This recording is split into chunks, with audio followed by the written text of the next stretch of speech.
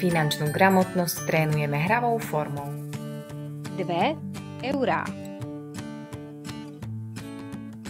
Zaplatiť. Málo peňazí. Platobná karta. Terminál. S deťmi sa hráme na nákup podľa nákupného zoznamu.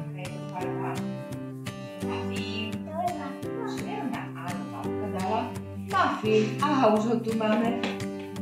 Tabuška, tuto máme už muffin. Nakúpené položky musíme aj zaplatiť. A ešte 50. Je čo stojí?